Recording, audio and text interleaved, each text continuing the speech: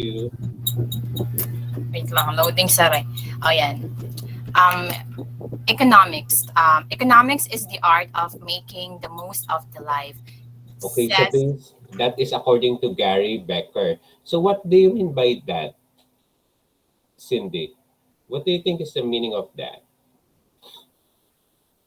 I think, sir, economics is one of plays vital in our daily life. So, it just says dun sa ating definition nga po na it is the meaning system or management, sir. So, not only in the job or in the business setting, but also it is existed in our home. We manage our household, right? So it is just like it plays a significant part of our daily life po. Okay, so according to Gary Becker, economics is the art of making the most of life. It means that it is how you will fully maximize the resources that you have in order to satisfy your wants and needs. Or other definition, economics is about what economists do. Uh, sige. Si Claire then, what do you think do economists does? Claire then? Hello sir, hindi ko lang ako As narinig. economist, ano yung ginagawa nila? Wait sir. What do economists do? Economists study the production and distribution resources, goods and services, sir.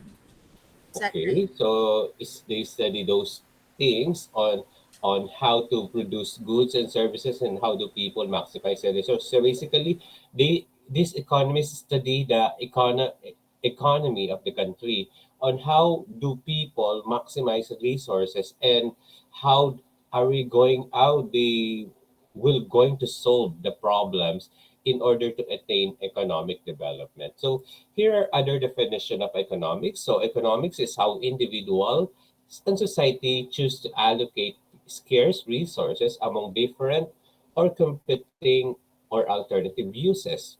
Economics also is a social science that deals with the study of how scarce resources are allocated to the production of goods and services so as to maximize the unlimited wants that human beings desire. So basically, when we say economics, uh, it is a social science. There are a lot of social science subjects. We have history, geography, sociology, anthropology, psychology. What else?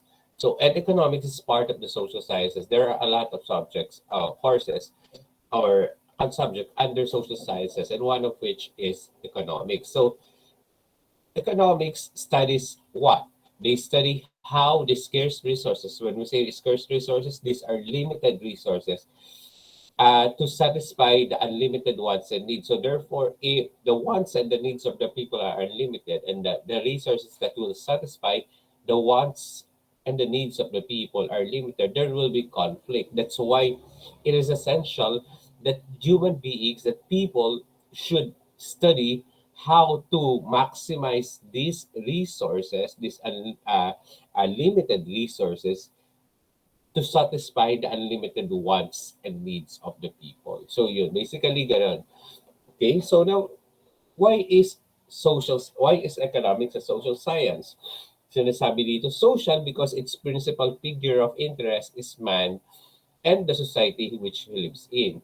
Bakit daw social science and economics? Kasi pinag-aaral sa economics ay tungkol sa buhay ng tao at ng lipunan na kanyang ginagawa. Kaya ito sinabing social.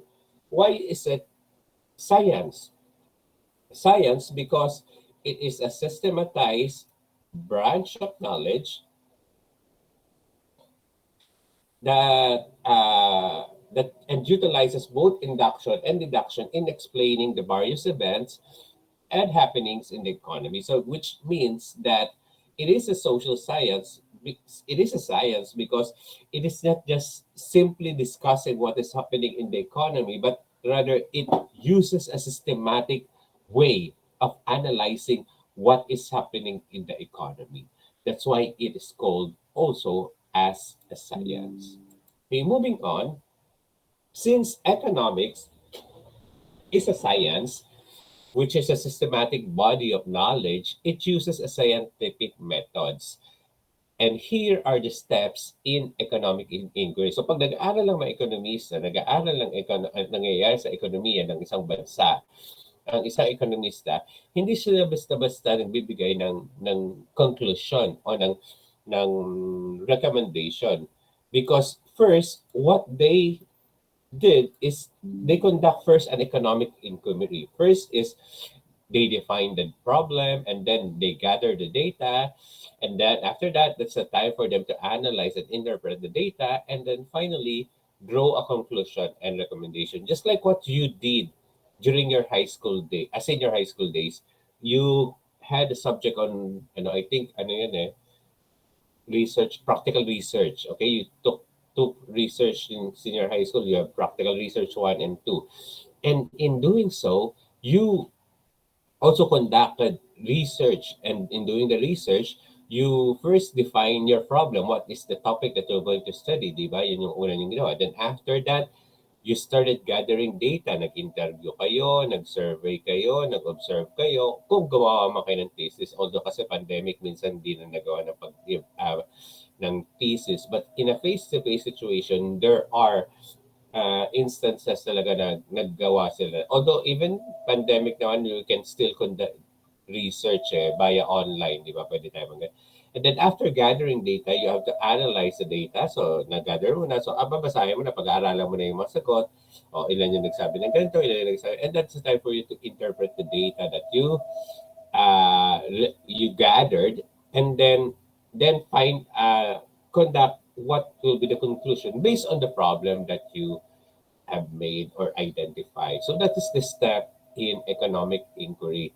So therefore, when we economists make conclusions or draw conclusions and gave recommendation, it is not based on hearsay. Parang history na hindi lang ganun ang history na hearsay, kundi there are a lot of basis before they will be able to come up with a conclusion and recommendation. Pinag-aaralan muna, nagre-research muna sila bago nila magbigay ng kanilang mga recommendations and conclusions to a certain economic phenomenon. Okay? So again, economics is a social science because it deals with the side of man's life and how he lives in a society. The focus of economics is man and his activities as a member of the society. Other social science disciplines are history, sociology, political science, geography, archaeology, anthropology, and other related fields. So these are other social science, which is also a part of uh, other disciplines which are also part of a social science. Kaya nga, di ba, subject nyo is SSP, Social Science and Philosophy. And under doon is entrepreneurial mind. And entrepreneurial mind, currently kasi wala ng economics eh. So yung economics before na tinitake up ng mga nag-aaral sa college ay naging entrepreneurial mind today. Although yung entrepreneurial mind is not purely economics, but it is a combination of economics and entrepreneurship. That's why hindi na siya tinawag na economics. Okay? So in economics, since we've mentioned that resources are limited or scarce, ibig sabihin kokonti lang siya. Pag scarce kasi kokonti lang siya. And then the wants and the needs of the people are unlimited.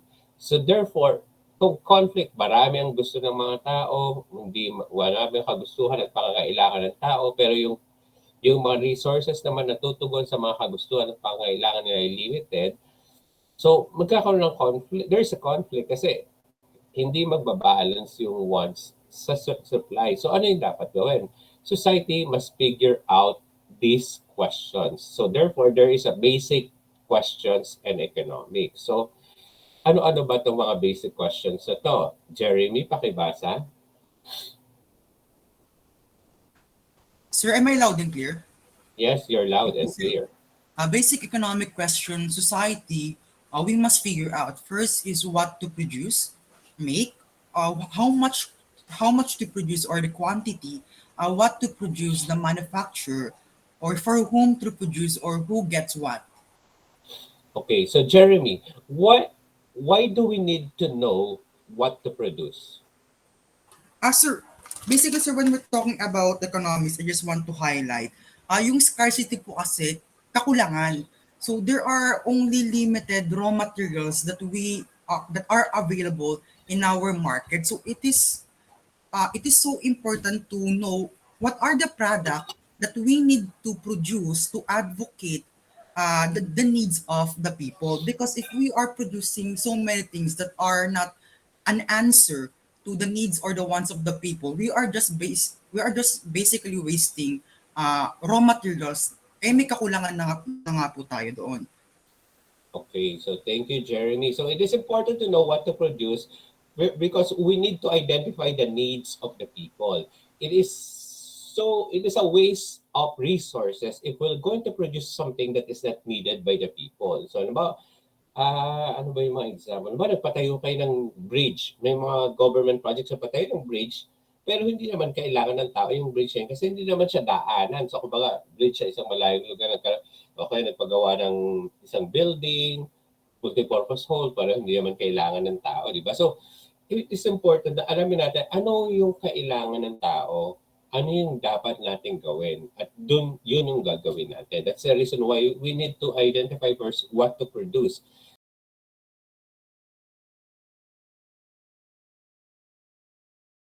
Me, explain also. Why do we need to know how much to produce? Sir, since we were talking about uh, the quantity or how much to produce, we need to produce basically the right amount lang po. Since economics po kasi, we must find between the equilibrium on how much to produce the available products and uh, yung yung demand ng tao po. Kasi if yung the quantity that we produces exceeds the demand of the people or the need and the wants, tataas naman po yung value naman po niya, ay bababa yung value ng product. But also on the other hand, if the quantity that we produce does not excel or exceeds the demand of the people, magkakaroon po tayo ng kakulangan sa produkto or yung tatawag natin, yung magkakaroon tayo ng kulang sa available supply ng produkto ayon. Tataas naman po yung presyo po niya. So we must find the equilibrium between the quantity of the available products that we need to produce and the demand of the wants and the needs of the people. Ayun po, sir. Okay. Upon identifying what to produce, okay, so we already know that this good A or this product A or this service A is the needed of the people. The next thing that we should know is to identify how much to produce. So alam na natin, ito kailangan nila. So hindi naman ibig sabihin, ito yung kailangan nila, okay, nagawa na tayo agad-agad. So it is also important for us to know how much to produce for us to avoid the shortages or the surpluses. Okay? Halimbawa, nag-produce tayo ng sobrang dami. Yung pala, ang dami natin ginawa. Yung pala, sobra-sobra na pala yung ginawa natin sa pangailangan ng tao. So, magkakaroon ng surplus. Kung naman, konti lang, nag-produce natin isang produkto, konti lang naman pala, eh, ang dami palang may kailangan. So, magkakaroon naman tayo ng shortages doon. So, therefore, it is important for us to know how much to produce. Okay?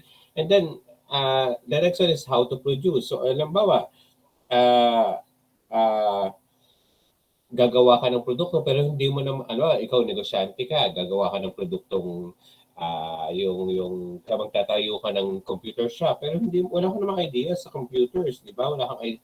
So hindi mo alam kung paano i-provide yung services. So first, another thing that you should also take into consideration is knowing how to produce a certain product or services. Kasi importante especially in an economy, halimbawa yung mga tao, pag wala silang alam kung paano magpatakbo ng ekonomiya, so hindi din magiging successful ako ng pagpapatakbo. And on the other way around naman, in terms of a business, if you're an entrepreneur, it is also important for you to know how to produce the goods and services that you're going. Bawa, magtatayo ka ng isang restaurant pero hindi ka naman marunong kung paano magpatakbo ng isang restaurant at yun yung mga produktong gagawin sa isang restaurant. So, mahihirapan ka din. That's why it is important for us to know how to produce. And last one is for whom to produce. Para kanino? So, mag-produce ka isang bagay, alamin mo para kanino ba ito? Para ba ito sa mga matatanda, sa bata, sa mga mahihirap, sa mayayaman? So, nang sa ganun, makukuha mo yung who are the possible market of your product. Although these questions are basically for economics in analyzing the economy of the society as a whole, these questions can also be applicable sa entrepreneurship. So, pag kayo ay maging entrepreneur at magtayo ng isang negosyo, ito din ang dapat yung isipin. Although these questions originated sa basic questions in economics, and these are questions that are being answered by the government or the people who run the economy of the country, yet this can also be applicable to you if you become an entrepreneur. Bakit? So dapat alam niyo rin, ano ba yung gagawin ko? Ano ba yung gusto ng tao? Pag alam niyo na kung ano yung gusto ng tao, ano yung pangangailangan nila, ito na yung tatayo kong negosyo dahil ito yung pangangailangan ng tao. Once na nalaman niya, gano'ng karami ang gagawin ko? So, paano ko naman ito gagawin? At para kanino ito? So, yun yung mga tanong na importante na dapat natin. So, therefore, that's one of the examples that I'm saying, I want to inform you, how is economics related to entrepreneurship? And this one concept of basic questions in economics is very much related to entrepreneurship. Pag alam nyo to, pwede nyo siyang ma-apply sa pagtatayo niya ng negosyo. And there are a lot of things in economics that are very much related to entrepreneurship. So yan, nakagawa na, identify na natin kung ano yung basic questions. So sabi natin na the one who will satisfy the wants and the needs of the people are the resources. So what are the resources? These are the things that we use to make goods or services or to satisfy our wants and needs. Like ito, di ba? Nakita natin meron diyang factory, plus mga taong gumagawa, plus yung mga, yan. This is muffler ata ito parang kabucho, di ba? And then, pag sinagsama-sama mo siya, equals kotse. So these are the resources in order to produce a car. So that is an example of a resource. So, but the fundamental problem is that fundamental problems in economics is this, the problem of scarcity, which means that there are unlimited wants and need, but the resources are limited. So therefore, we need to make choices. Why do we need to make choices? Because all goods, all services, all resources are limited. That's why we make choices. Kailangan nating gumawa ng pagpili kasi limitado ang pinagkukunan natin ng yaman. Ano ba ang examples ng mga limited? Okay? Halimbawa, may pumak kasi ano. Okay, so halimbawa, yung time is one of the most important resource that we have, but the time is limited. We only have 24 hours. Minsan, di ba sabi nga natin, parang gusto kong extend yung 24 hours kasi kulang ang 24 hours sa atin, di ba? So that's why, anong ginagawa natin sa oras natin? Minsan, we have to make choices. Minsan, nag-give up tayo ng isang bagay in order to nag-trade off time ba? Gusto natin anniversary ng monthsary nyo, kailangan yung bukas may exam kayo. So, gini-give up nyo muna yung magsa-celebrate kayo sa weekend na lang tayo mag-celebrate, di ba? Parang ganon. Yung pagiging limited and resource, that's why we make choices. Kailangan natin pumili kasi hindi lahat pwede natin pagsasabay-sabayin, di ba? Okay. So, why choices? We make choices about how we spend our money, our time and energy so as we can fulfill our needs and wants, di ba? So, katulad nga ng sinabi ko sa iyo, kailangan nating pumili kasi para malaman natin kung paano natin gagamitin yung pera natin, yung oras natin, saka yung energy natin, di ba? Halimbawa, ganito na lang yung pera ko, meron na lang akong 500, ano unahin ko? Ito ba unahin ko o ito? Meron na lang akong okay, sa time naman, monthly natin ngayon, anong gagawin? Mag-date na tayo mamayang gabi o tsaka na tayo mag-date dahil may exam ako. O, parang ganon, di ba? So, we need to choose which one will be our priorities. So, yun na nga. In order for us to fulfill the wants and the needs. So, ano ba yung want tsaka yung need? Okay? Tanungin ko nga si John Michael. Michael, andyan ka ba? Oo, andyan ka. Kapapasok mo lang, John Michael. John Michael, ayaw magsalita. O, sige. Kayla. Kayla? Sir, rinig po ako. Yes, rinig ka, Kayla. What are needs and wants? Ano ba yung needs at wants? Ang needs po kasi is yung po yung sa Tagalog kailangan. So kahit hindi natin siya gustuhin, talagang kusa natin siyang kakailanganin like to survive for our everyday lives. And yung wants naman po sir, yun yung gusto natin yung tawag dito, yung ina-achieve nating makuha na isang bagay or mga bagay. Ayun po sir. Sa palagay mo, ano mas matimbang? Pag sinabihan kang kailangan kita o gusto kita? Napaisip ka?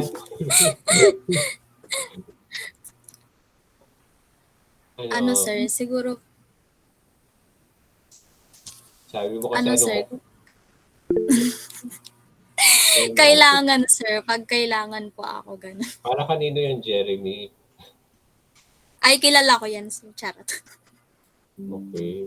Kasi ba ina-address yun?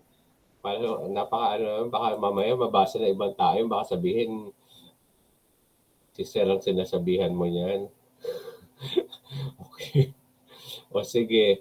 Ano na Kayla? Anong sagot mo? Mahal ka. Siguro sir, Si Jeremy. kapag mas gugustuhin ko yung gusto ako pala.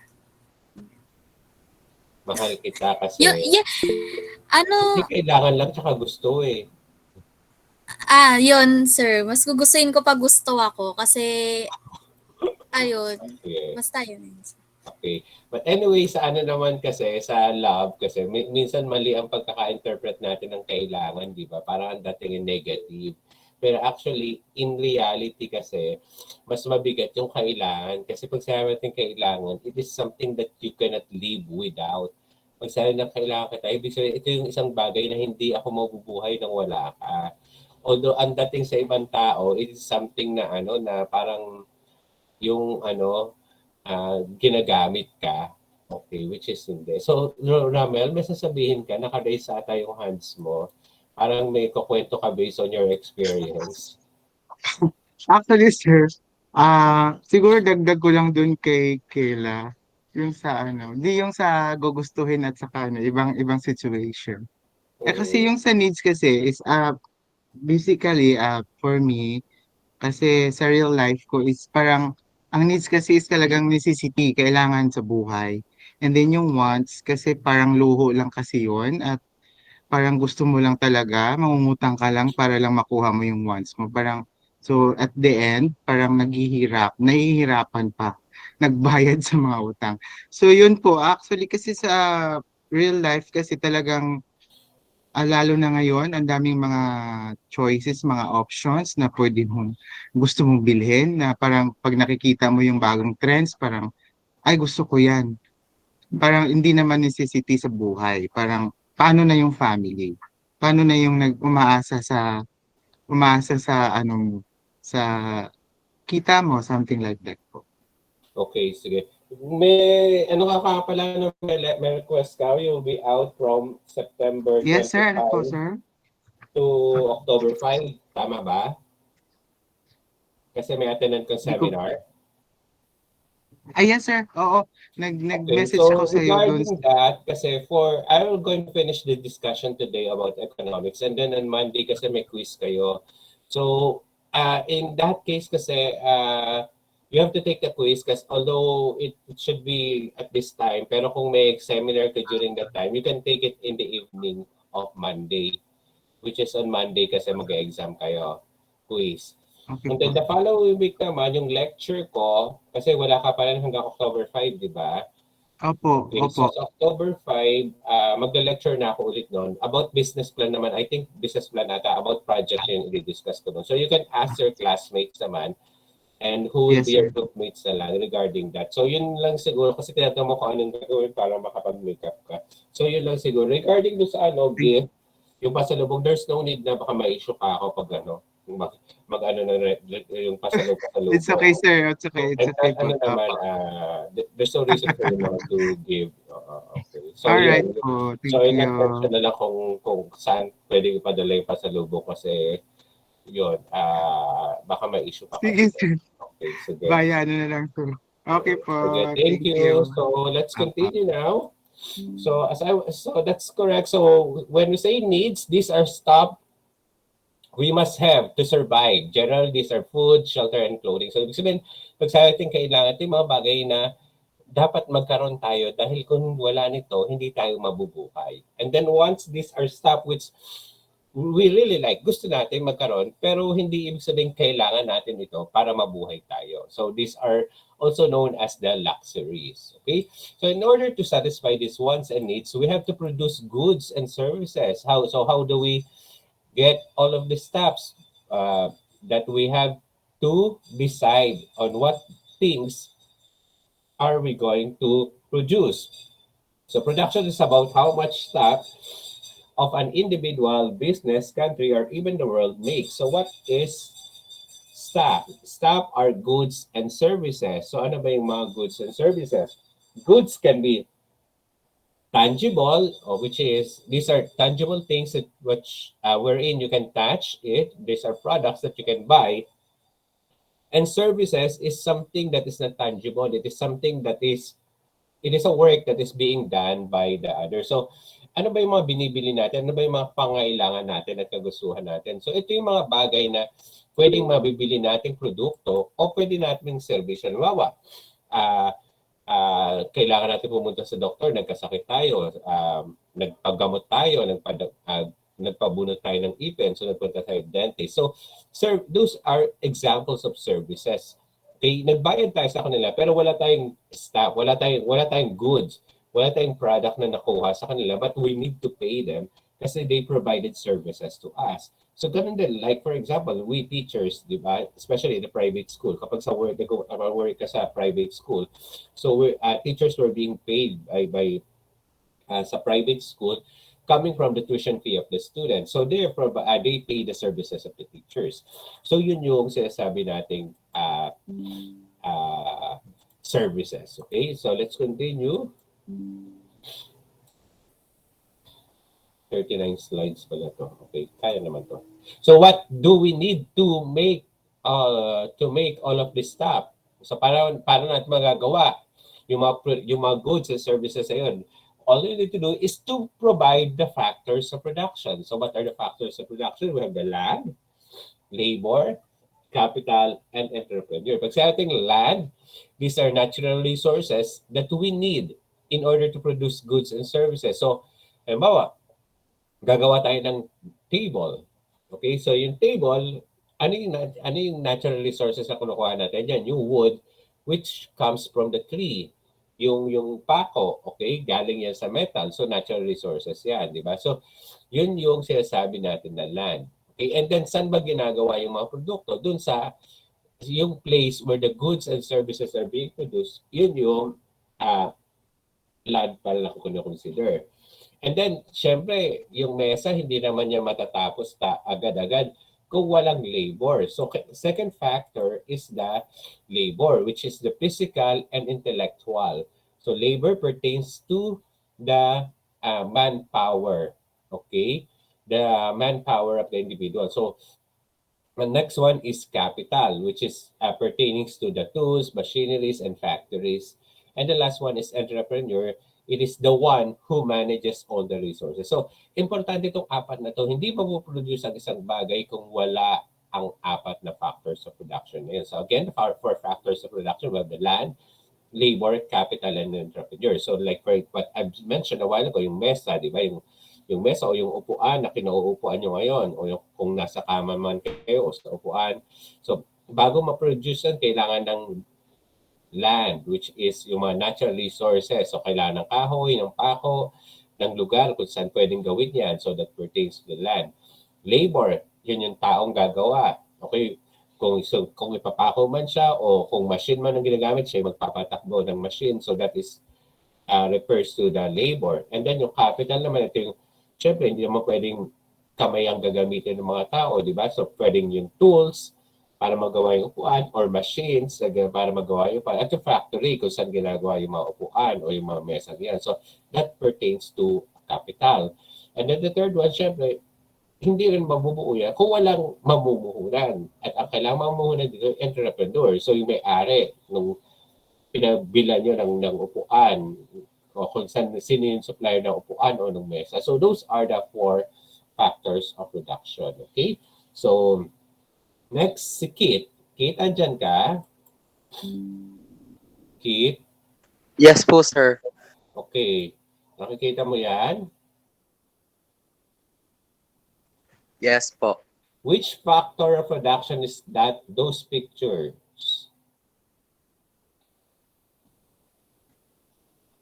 Kit?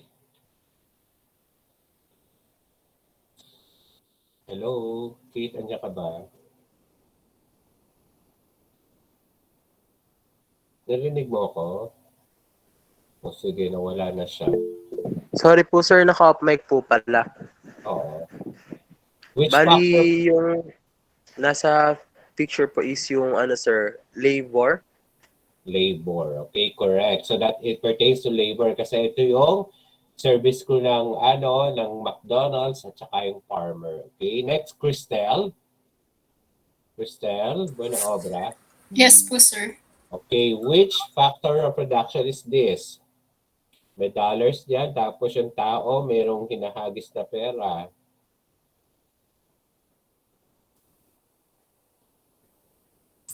Yung, Yung ano ba yun? kaya mo yan. Wala kang sound, gaday. Clear din. Ano daw? Ano, Cristel? Yung money po, capital, capital po ata yung pangatlo. Capital ba yon? Sige, Bianca, ano sagot mo? Wala si Bianca. Capital din.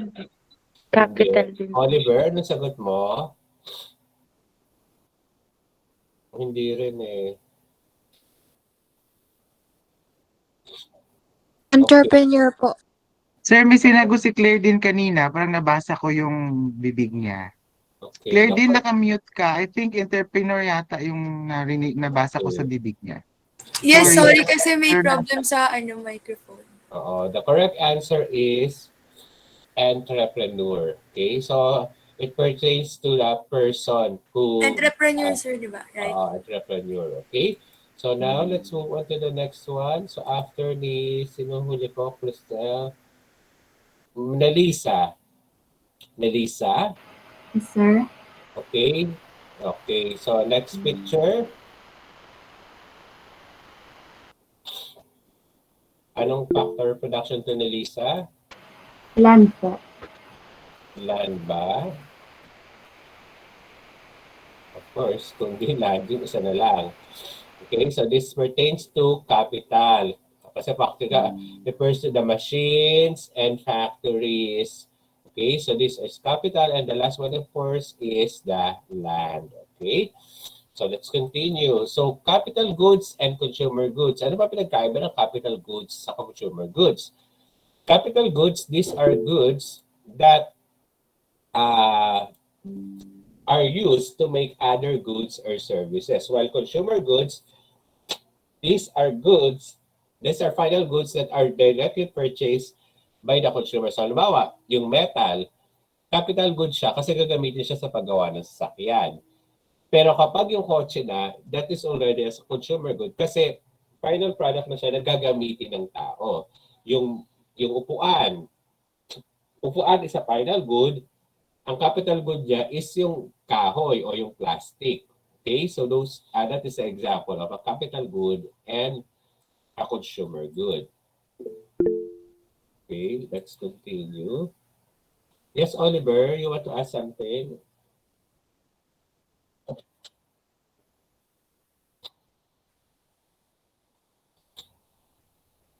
Ah, yung tornilyo ay considered siya as ah capital goods kasi ginagamit siya para makapag-produce ng hindi naman siya ginagamit as a final resource, di ba? Martilyo is a consumer good. Consumer good siya. Kasi ginagamit na natin siya sa bahay eh. Okay. Ano yung design mo? Lahat ng subject, meron kang ganyan? Ginawa mo para sa'yo? Lahat ng subject yan. Iba-ibang design. Okay. Ano ibig sabihin nasa likod mo?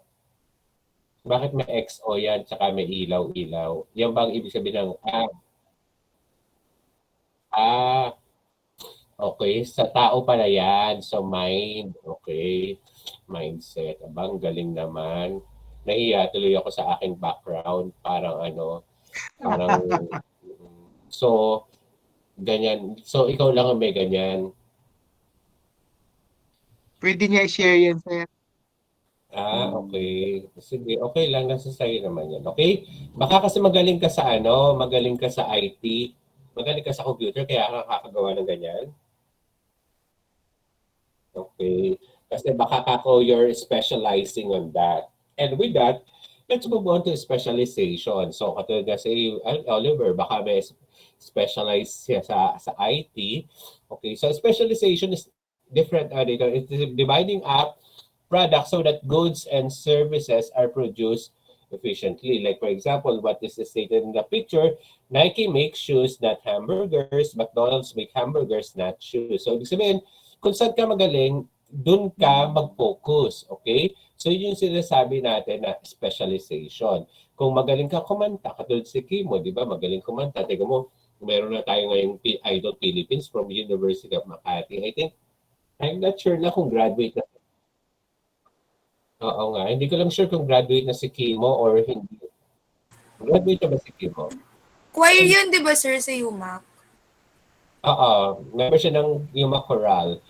Ewan ko lang kung anong year na niya graduate siya ng senior HSU and then nagka-college siya. Hindi ko lang sure kung graduate na siya ng college sa Yuma. Political science po ata yung course. Oo, hindi pa siya ata graduate. Oo. So yun, so malay mo si Oliver naman, anong specialist sa kamagaling? Kumanta, sumayaw, baka ikaw naman ang susunod na matulog. O lalo na ngayon, di ba? Sarap ang dilim sa labas, oh. Sarap matulog, di ba? So kung sa ka magaling, so pagbubutihan mo yung pagtulog mo. Okay, so na specialization, dun ka, ibig sabihin, kung saan magaling ka, dun ka mag-focus para in order for you to produce the product efficiently. And then, there's also concept of division of labor. So, pag division of labor naman, different people performs different job to achieve greater efficiency. Halimbawa, makita niyo sa picture, merong taga-assemble, may taga-quality control, may taga-check kung maganda yung produkto. So, bawat grupo may kanya-kanyang trabaho. So, why do we need division of labor? Kasi mas mapapabilis yung trabaho kung hahati-hatiin natin ng trabaho. So, for example, magtatayo kayo ng negosyo, di ba? So, pag magtatayo kayo ng negosyo, i-apply nyo itong specialization na to, tsaka division of labor. Pag specialization, i-assign nyo yung tao. Pag tingin nyo magaling siya mag-MC, magaling siya mag-host, doon mo siya i-assign sa mga programs and events na may activity ngayon. Kung magaling siyang magluto, ilagay mo siya doon sa pagluluto. So, kung saan siya magaling, doon nyo siya ilagay. And then, kung malaki yung company nyo at maraming tao kayo, magkaroon kayo ng division of labor, merong katulad sa restaurant, di ba? Merong service crew, merong sa kitchen, meron sa cashier. So, bawat isa may kanya-kanyang trabaho. Hindi yung isang tao, trabaho niya lahat, di ba? So, kailangan hati-hati yung trabaho para makapag-focus siya doon sa trabahong ginagawa niya.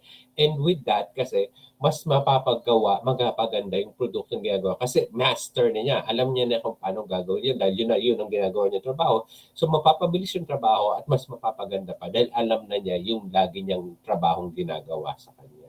So, So dapat ganun ang ginagawa natin. Meron tayong division of labor. Okay, so now let's move on to goals of economics. So first one is strengthen economic freedom. Okay? So pakibasa nga, na kanino na ba ako? Mark Jason? Mark Hello, sir. I'm loud Hello? and clear, sir. Yes, you're loud and clear.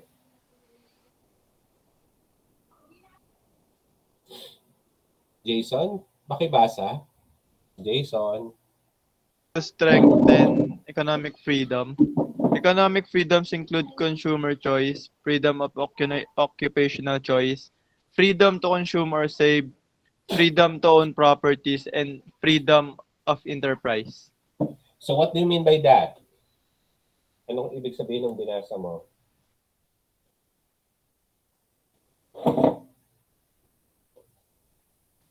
Sir, goals po ng economics na hayaan pong pumili yung mga tao. Okay.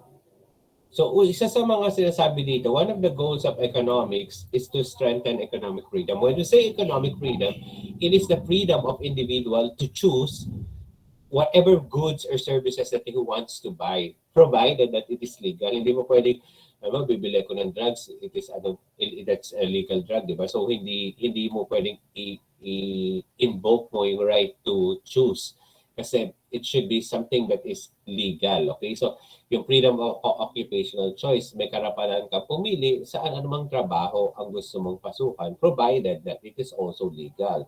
So freedom to consume and to save, ibig sabihin, kalayaan mong gastusin yung pera mo o save yung pera mo. And then freedom to own properties, karapatan mo o kalayaan mo na pumili o bumili ng properties na gusto mo provided that you have the money, you have the resources to buy. Baka mamaya invoke mo, I have the right to own properties as wala ka naman palang perang pambili, di ba? So hindi rin. And then freedom of enterprise, it means that you have the right to engage in business. So may karapatan kayo magnegosyo provided that the business that you're going to engage in is legal, hindi po pwedeng illegal business. And then, of course, if you have enough money or resources, okay? And then the second one is to promote efficiency. When we say efficiency, producing more output with with a fewer resources, okay? And the third goal is promote economic stability. Ibig sabihin, there's no violent ups and down in the economy. So stable siya.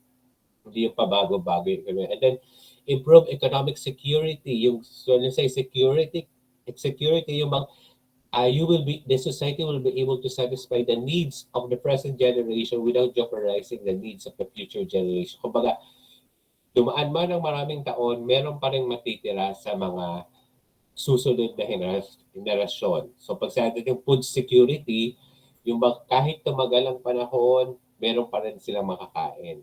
So economic security, kahit tumagal ang panahon, maganda pa rin ang ating ekonomiya at may makakain pa rin ng mga tao.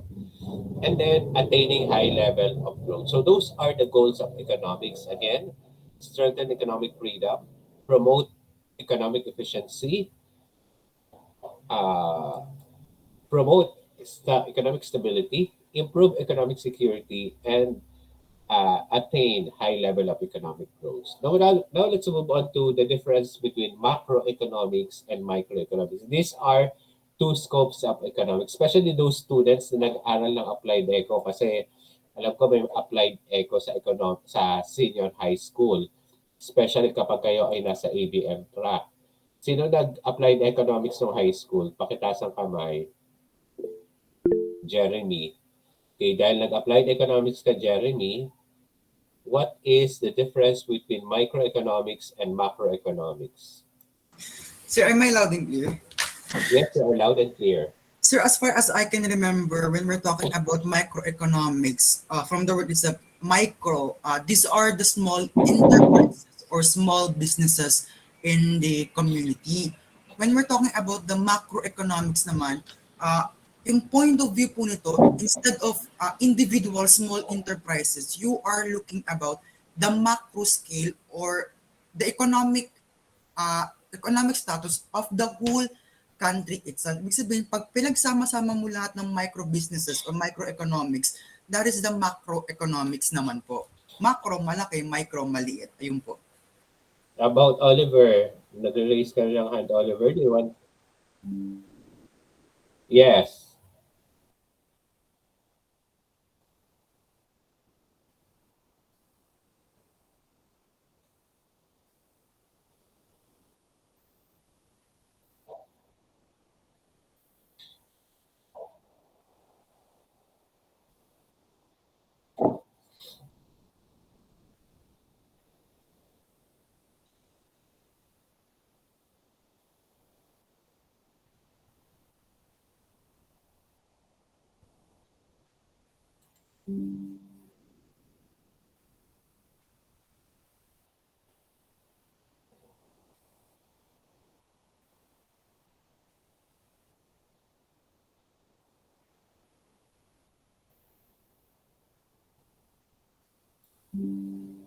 Okay, sige. So, Mark, Shane, Mark. Okay, so now let's discuss the difference between the two division of economics, which is micro and macroeconomics. So, Mark, Shane, pakibasa nga yung micro. Wala si Mark, Shane. Si Myra. Myra? Microeconomics, the branch. Rinig po ako, sir. Oo, medyo lang nag-break siya. Okay na po. Okay na. Okay. Microeconomics. Economics, the branch of units of the economy, firms in and households, and how their choices determine relative prices of goods and factors of production.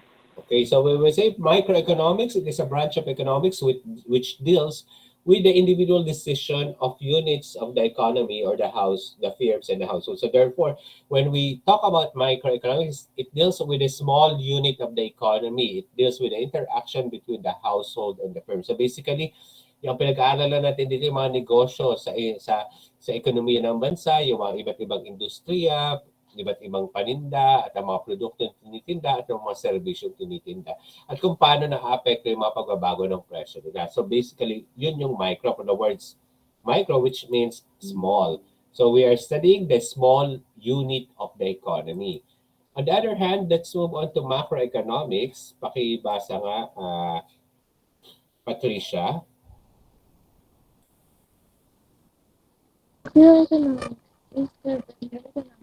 The relationship among broad economic aggregates like national income, national output, money supply, bank deposits, total volumes of savings, investments, consumption of expenditure, and government spending. It emphasizes on issues and problems that are experienced by the whole country. Okay, so when we say macroeconomics, from the word macro, which means big, here, what we are studying is the economy of the country as a whole. So yung kanina, yung maliliit na unit ng ekonomiya ng bansa, ngayon namang macro, yung kabuuang ekonomiya ng bansa. So with this here, we are studying the problems and issues that are related or that are being experienced by the whole economy, like yung investment, government spending, national outcome, national income. So sa macro, ang pag-aaralan natin dito ay mga GNP, GDP, uh, uh, inflation rate, what else? Yung mga trade policies, monetary policies, fiscal policies. So yan yung mga pinag-aaralan sa macro. Okay? So now, let's move on to the approaches in economics. Approaches in economics, we have two approaches. We have the positive and the normative economics. Pakibasa nga ang positive economics, Ramel. Ramel Abaw. Wala. Yes, sir. Yes, sir. Okay. Pakibasa yung positive economics. Positive economics is an approaches in economics that seek to understand behavior and the operation of a system without making judgment. It uses objective or scientific explanation in analyzing the different transaction in the economy. It simply answer the question, what is? Okay, thank you. So positive economics and more normative economics, these are two approaches in analyzing economic phenomena. So ito yung paraan kung paano natin i-interpret o i-analyze ang nangyayari sa ekonomiya. So pag sinabi natin positive economics, these are an analysis wherein you will just explain what is happening in the economy. I-describe mo lang siya kung ano yung nangyayari. That's why it answers the question what is. Kasi dinidescribe lang niya kung ano yung nangyayari sa ekonomiya. Wala siyang ginasabing opinion o anumang judgment sa positive economics. That's why a positive economics is also known as descriptive economics kasi they just describe the situation. Okay? So, bago ko magbigay ng example, explain muna natin yung normative. Okay? On the other hand, normative economics is an economic analysis which judges the economic condition as it should be. It deals with ethics, personal value judgment, and analyzing economic phenomena. It answers the question what should be. So, ibig sabihin, yung normative naman, sinasabi dito na meron na siya, hindi lang yan din-describe yung sitwasyon, kundi sinasabi na lang niya din dito kung ano yung dapat gawin upang mapaganda ang isang bagay. It gives suggestions or recommendation. That's why ang normative economics is also known as policy economics. So ano ba yung mga examples ng positive tsaka normative economics? So example ng positive economics is the GNP growth rate of the Philippines in, for example, in 2015 is at 7.2%. Ulitin ko the GNP growth rate of the Philippines in 2015 is at 7.2%. So that is an example of a positive economic analysis kasi sinasabi lang niya na ang GNP noong 2015 ay 7.2%. Paano naman yung normative? So ang normative economics naman, in order to solve the problem of unemployment, the government should encourage foreign investors to invest in the Philippines in order to generate more jobs. So yun naman, normative siya kasi nagbibigay na siya ng recommendation kung ano yung dapat gawin para ma-solve ang problem of unemployment. So, gano'n. So, sa exam niyo, sa quiz niyo, magbibigay ng statement, then a-analyze nyo kung yung statement bang yun, yung analysis ba yun is normative or positive. Basta tandaan nyo lang, kapag normative siya, nagbibigay na siya ng suggestions or recommendations. Kapag positive naman siya, wala siyang binibigay na recommendation or suggestion, dinidescribe lang niya kung ano yung nangyayari sa ekonomiya. Okay? Clear? So now let's move on to, may nagtanong ba? Yes, Jeremy? Sir, sorry po. Question lang po, sir. Ano nga po ulit isa pong tawag sa normative po, sir? Policy economics. Thank you po, sir. Thank you. So now let's move on to the next one. So the last topic is why do we need to study economics? The first one is to learn a way of thinking. Okay. So what is the according to Adam Smith, economics is not just a subject. It is an apparatus of the mind. It is a way of thinking. It is an attitude. Okay. So ang economics daw ay hindi lang ito subject, dapat ma-develop sa ating kaisipan ito para magamit natin sa pag-araw-araw ng buhay natin para makapag-desisyon tayo ng tama at efficient. So, ano-ano yung mga yan? Una yung the concept of opportunity cost. Ano yung opportunity cost? It is the value of the foregone alternative when you make choices. So, ibig sabihin, kung meron kang dalawang choices, about choice A at choice B, pinili mo yung A, ano yung value ng B na nawala sa'yo? Yun ang opportunity cost. Okay? So, halimbawa, papasok ka, attend ka ng klase ko ngayon, 3 o'clock to 4:30, or matutulog ka, katulad nga nung sabi ni Oliver, gusto niya matulog, di ba? So, kapag pinili mo yung pag-attend ng synchronous class, ang opportunity cost mo yung time para makapagpahinga ka at matulog. Okay? So, that is opportunity cost. Kapag pinili mo naman ay yung matulog, ang opportunity cost mo, yung matututunan mo sa klase compared sa pag-aaralan mo lang yung lecture no kasi iba din kasi yung med discussion, di ba? So ang nawala sa yung learning na makakuha mo at yung understanding na makakuha mo during the synchronous classes. So yun yung opportunity cost. Ito yung halaga na nawawala sa iyo kapag nagpipili ka. And you should take opportunity cost varies from is relative. So, pipili ang yung mahalaga sa iyo ay maaring hindi mahalaga sa ibang tao at yung mahalaga sa ibang tao ay maaring hindi mahalaga sa iyo. So, yung opportunity cost is depende sa values ng bawat tao. Okay? So, when we make decisions, we have to weigh the cost and the benefit. What is the cost and the benefit? So when we say cost, it is something that you give up, and benefit is something that you gain. So pag gagawa daw tayo ng decision, mas malaki yung benefit kaysa sa cost. Ibig sabihin, mas malaking makakabuti sa atin kaysa sa mawawala sa atin. Okay? Bakit kailangan natin pumili? Because we always experience trade-off. Ano yung trade-off? Ito yung we have to give up something in order to gain something. Okay? Hindi lahat pwede nating makuha. Hindi lahat ng gusto natin makukuha natin. Minsan, kailangan natin magsakripisyo para makuha ang isang bagay. Tama, tuwa si Jeremy. Tama ba, Jeremy? Di ba hindi lahat ng gusto mo? Kala mo yung taong mahal mo siya na, pero yung pala, meron kang kailangan i-give up dahil meron ibang bagay na mas mahalaga kang pinahahalagahan kaysa sa True, sir. Joke lang.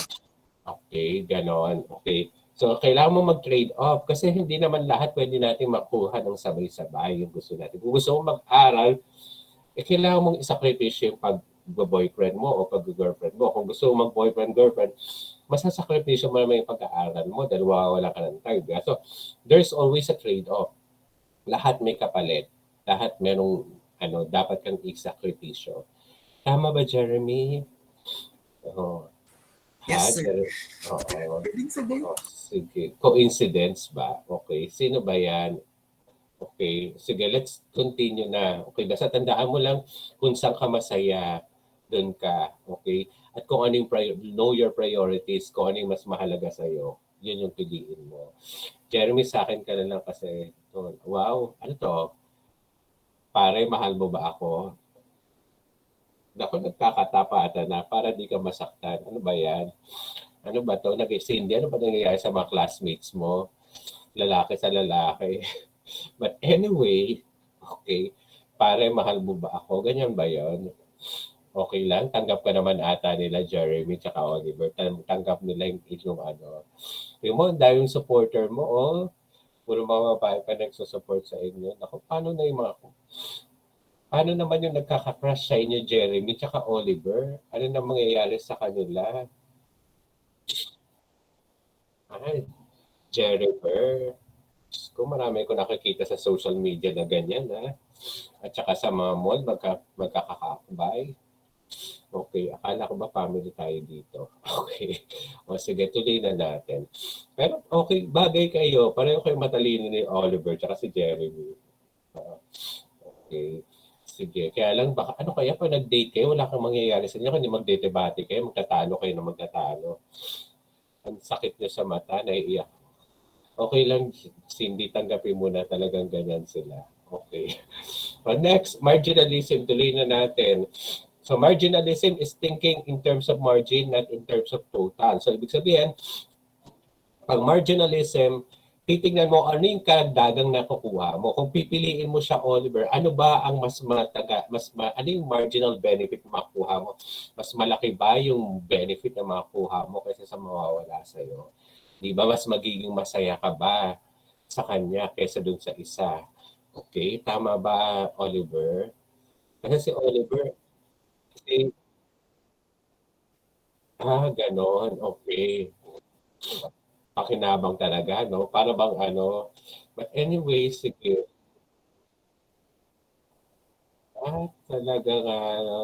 Talagang nagpa-public ano ka na, no? Nagtatapat ka na publicly. So kung sakali pala magkatuluyan kayo, ako itong subject na to ang may dahilan. Okay. So ako pala ang magiging daming komento, daming reactions. Ninong ka po. Okay. Ninong may kasal ka ba? Yung Soji bill ba, approve na? Union between Sir, ikaw po ang sige, tuloy na natin. Magkaka-time na tayo. Ito kasi si Oliver sinimulan Si Jeremy lang pinag-uusapan ko. Bigla ba namang ipasok ang sarili niya na siya na lang daw? Wala naman ako sa isip na mayroon palang namamagitan kay Oliver tsaka kay Jeremy. Wow. Alam mo, ganyan nagsisimula yun eh. Bro, mahal kita bro. Tropa-tropa lang ha. Sige na, tuloy na natin. Okay, so marginalism. So yun na nga. Ayun, mayroon pang, ano to, tatluhan na. Si Kit pa kasama. Okay.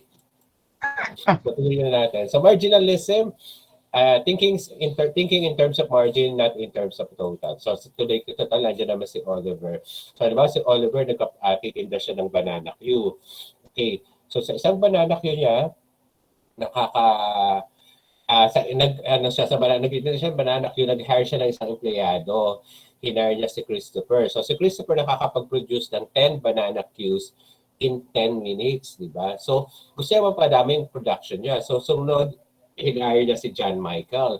So si John Michael tsaka si Christopher nakakagawa ng 18 banana Qs in 10 minutes. So natuwa si Oliver, nakarami, dumami na nagagawa, di ba? So hinire niya si Kit. So tatlo na kayo naging empleyado niya. So Kit, si John Michael at saka si Christopher. So nung tatlo, nakakapag-produce yung tatlo na ang so from 18 naging 22 banana Qs na ang nagagawa nila in 10 minutes. So natuwa naman si Oliver dahil dumadami yung kanyang napoproduce. So pang-up, nag-hire na naman siya ng panibagong empleyado. Hinire niya si Mark Jason. So si Mark Jason, naging 25 yung nagagawang ano nilang apat, di ba? And then, hinire niya si Jeremy. Nung ginawa, nung asama si Jeremy, naging 26 yung ginagawa nilang production. So, sa palagay niyo, tama ba yung ginagawa ni Oliver na hire ng employee para dumami ang productions at profitability? Oliver, ikaw na lang sumagot. Oliver, tama ba yan?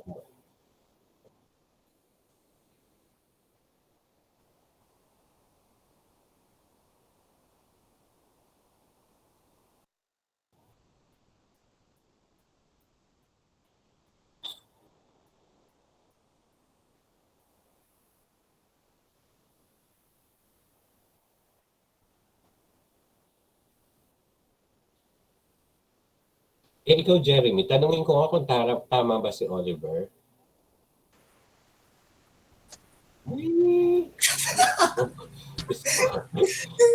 Kinikilig ako.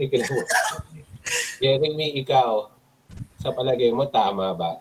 Umiiyak na si Kito. Hindi po, sir. Hindi po siya wise eh. Hindi tama yung nararamdaman ni Oliver. Hindi daw wise. Bakit hindi wise, Oliver? Hindi kasi, sir, from Oliver's statement is both right and wrong. From the first few, nung kay Vargas pa lang po, he can produce 18 at a time, and then na-add ng isang tao, 21, then naging 23. Then, if nag-add pa po ng isang pantao, if naging 26 na lang po, para isa nadagdag lang. Ibig sabihin, sir, we are wasting a lot of money we are wasting a lot of money for paying 4 people instead of just paying 2 people who can produce almost the same amount of product. So, hindi po talaga balance. Okay, so if you're thinking in terms of margin, not in terms of total, ang iisipin mo mali yung desisyon. But if you're thinking in terms of total, not in terms of margin, tama yung desisyon ni Oliver. Kasi pag tinitignan mo yung kabuuan, dumadami yung napuproduce sa, di ba? Pero dapat ang importante sa atin, we should have a marginal thinking. So ang marginal thinking, yung ano ba, pag nagdadagdag ako ng isang tao, dumadagdag din ba ng the same quantity or the same value? Ang nangyayari kasi, habang dumadami ng empleyado si Oliver, tumataas ang cost niya. Pero yung productivity niya hindi tumataas. Dapat pag nag-i-increase kayo ng isang factor of production, dapat ini-increase niyo rin lahat. Kasi ito yung dito makikita yung law of diminishing marginal productivity. Ayon sa law of diminishing marginal productivity, as you increase one factor of production and the other factors of the production remains the same, the productivity of the production declines. So kapag nagtaas ka ng isang factor ng production, isang factors of production, while the other factors of production remains unchanged, bumababa siya. Sa sitwasyon na ginawa ni Oliver kasi, nagdagdag lang siya ng labor, pero hindi siya nagdagdag ng land, ng capital, tsaka entrepreneur. Maaring dumaming empleyado, pero yung area na may trabahuhan nila masikip. O yung capital, yung mga machines na ginagamit nila ay kulang. So, ibig sabihin, hindi rin magiging productive yung mga employees nila. So, ganun dapat. So, dapat kapag nagdagdag ka ng isang factors production, dapat nagdadagdag ka rin ng iba. So, balik tayo sa marginal thinking. So, ibig sabihin daw, pag mag-analyze kayo ng isang sitwasyon, in order for you to decide, isipin mo palagi, ano ba ang makukuha, what will be the additional benefit? Ano ba yung malaki ba yung ano? Pag minahal ko ba Jeremy, pag minahal ko ba si ano, kasi pag pinili ko ba si Gwen, si Cindy o si Oliver, ano ba ang mas matimbang na mas malaki ang benefit kung si Cindy ba ang pipiliin ko o si Oliver, di ba? Tama ba Jeremy? Si Jeremy, Si Oliver, sir. ano si Oliver? Mas matimbang siya sa akin eh. Ano ba yan? Ala, sakit Cindy, aray ko. Ano to, nagtapat sa klase ko? Paano na si Kit? O sige. Eh, ikaw nga ang mas matimbang, ang atin naman itong lalaking ito, oh.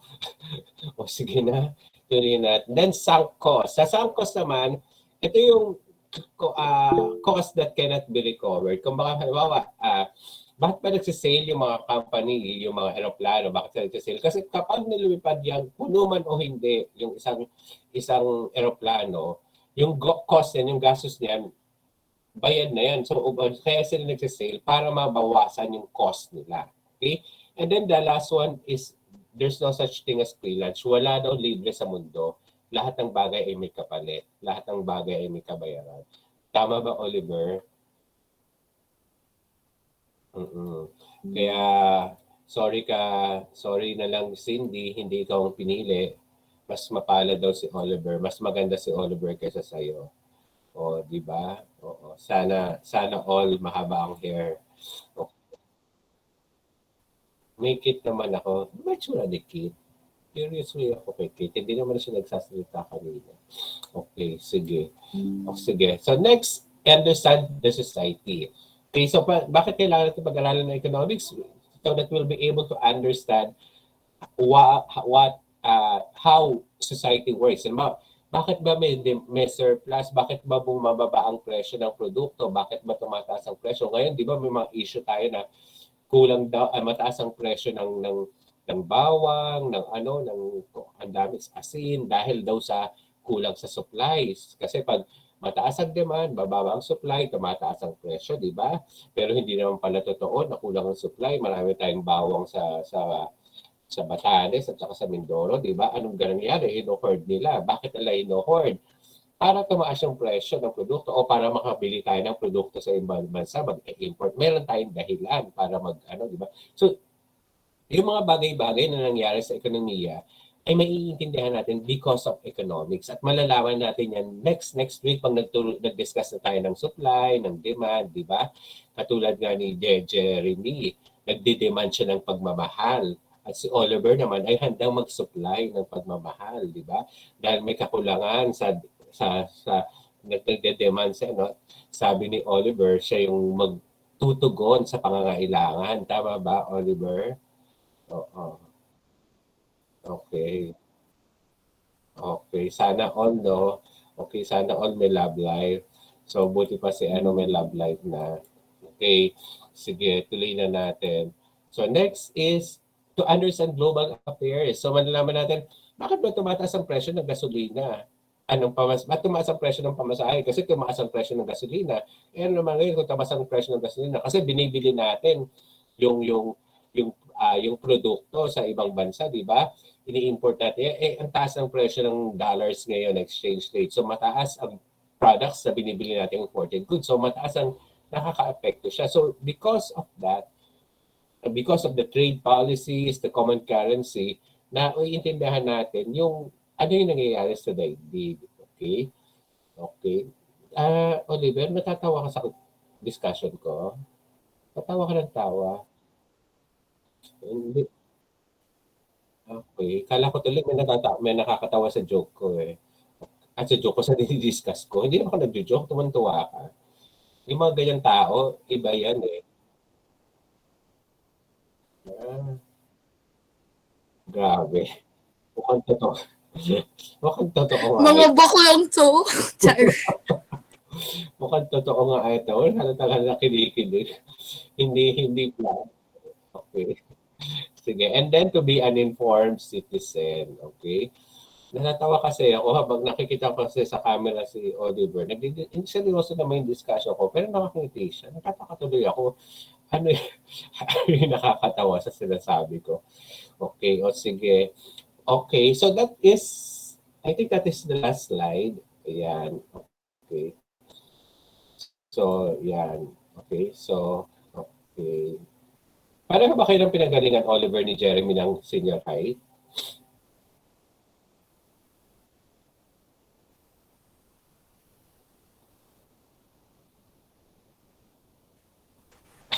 Nalabat first and sir.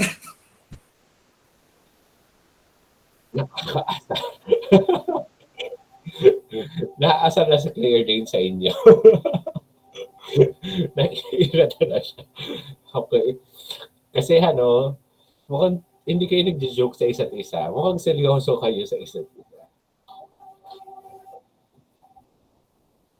Kasi parang Love team po talaga yan sila. kasi parang yung kilig at saka yung parang natural, hindi siya yung May joke. chemistry po.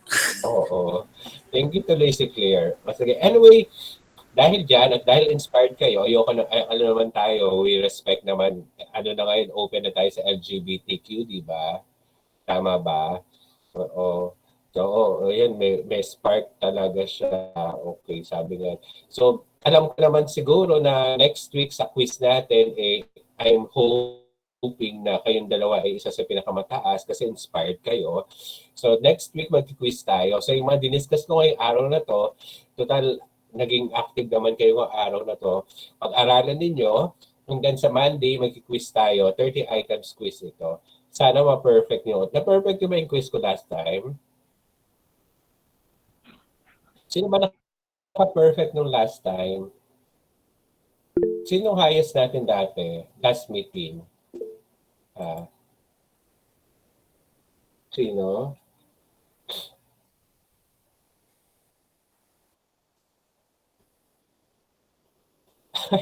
Talaga nga naman. Sandali, check nga natin kung sino yung nakakuha ng mataas na score. Sandali. Wala naman masama kung nakakabuti naman sa inyo. Kaya baka sabihin, ma-issue pa ako kung baka nag-advocate. Let me check yung score. Asan yung score? Ba't hindi ko na makita?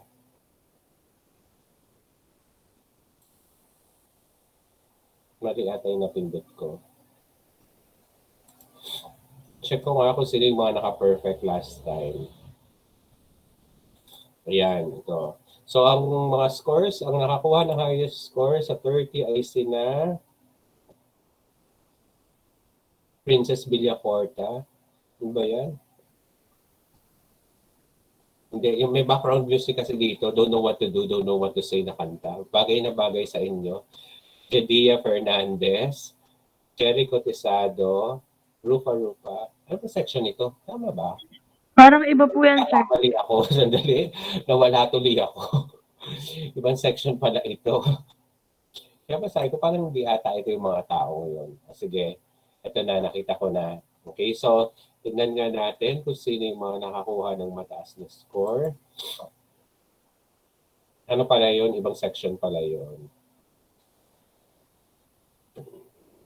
So, ang naka-30 ay si Christopher. Pero hindi naman nagsalita kanina si Christopher. Wala naman din. Si Oliver, 30. Si Jeremy, 30. Magkatabi pa sila sa listahan ko, Okay. Si Maristel, 30. Si Bianca, 30. Mukhang ang sekreto ata para maka-perfect ay may love life. Kaya Cindy, tsaka Claire din, kailangan nyo na magkaroon ng love life para ma-inspire. I agree, sir. Tingnan nyo yung dalawa. Hindi kayo magkasama kayo ng lugar, kaya kayo na-perfect. Oliver, tumigil-tigil ka dyan sa kakadila mo, ah. Sagwa ng tignan. O, sige na.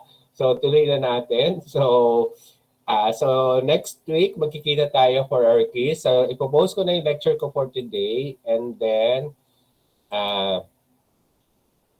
i-review nyo siya. Sa Monday, mag-quiz tayo. The same thing then, kung ano yung ginawa natin last week. So, magkikita lang tayo para mag-quiz. And then, hindi tayo magdi-discuss next week. May question pa kayo? Kasi may klase na ako sa susunod. Ako, sir, may question. Yes, ano yung question mo? Kailan ang kasal? Wow, wala pa, hindi pa. Okay, o sige. So nakapost na, nakita niyo na yung yung PowerPoint ko? Nakita niyo na? Talagang hindi mawala ang ngiti, oh. Ano ba yan, oh? Okay na. So kung okay na, mag-leave na tayo. May next class pa naman kayo, pwede naman kayo magkita mamaya. Okay? Sige. Kayo lang talaga dalawa naka-open cam. Ayoko na, naiyan ako, pati off cam na ako. Nakakaya sa inyo na. Okay, so, magabawi para ka. Bye-bye. See you next week. Bye, sir. Thank you po. Bye-bye po. Bye, sir. Thank you po. Okay, thank you.